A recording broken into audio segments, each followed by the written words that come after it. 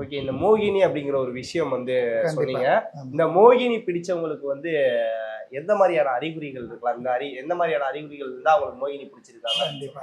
மோகினி அப்படின்னாலே அழகுன்னு ஒரு அர்த்தம் உண்டு. அது மோகினின்னா அழகா இருப்பா. மோகினி அப்படின்னாலே 2 விஷயம் இருக்குது. கிருஷ்ண பரமாத்மா எடுத்ததும் மோகினி அவதாரம் தான். அதாவது சபரிமலையில இருக்கிறார் ஐயப்பன் இருக்காரே, அவர் மோகினிக்கு பிறந்தவர் தான். மோகினி புத்திரனே நமகன் தான் சொல்லுவாங்க. அப்புறம் வந்து இளம் பருவத்தில துர்மரணம் அடைஞ்சவங்க மோகினி ஆயிடுவாங்க. அவங்களுக்கு தேவை ஒரு ஆணுடைய பலம், அந்த ஆணுடைய சுகம்.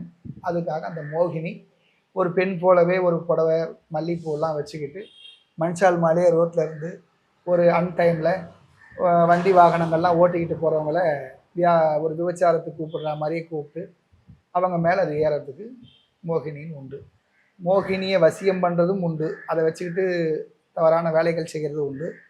இதுவாக மோகினிங்க போய் ரோட்டில் போய் நின்று அந்த அட்டகாசங்கள் பண்ணுறதும் உண்டு. நிறைய பேர் வந்து இந்த ஒரு விஷயம் சொல்றாங்க. இரவு நேரங்கள்ல தூங்கும்போது ஸ்பேம். அதுதான் சொன்னேன் இல்லையா? இப்போ நான் உங்களுக்கு அதாவது நீங்கள் தெளிவாக ஓப்பனாக கேட்டீங்க. நான் மறைமுகமாக சொன்னேன். ஒரு ஆணுடைய கட்டு கொலையுது அப்படின்னு சொன்னால் ஒரு ஆணுக்கு என்ன மெயின் தேவை? அந்த ஆன்மத்தன்மை. அந்த ஆன்மத்தன்மையை எடுக்கிறதுக்கு தான் அது வர்றதே. அது இப்போ ஒரு கணவன் மனைவி ஒன்றா சேர்ந்தாங்கன்னா அந்த ஃபார்ம் அவுட் ஆகுது இல்லையா? அதே போல் அதுக்கு தேவை ஒரு ஆணுடைய உடம்பு. அது செக்ஸ் ரீதியாக அதை பயன்படுத்திக்கிறதுக்காக ஒரு வயசு பையனை அதை தேர்ந்தெடுத்து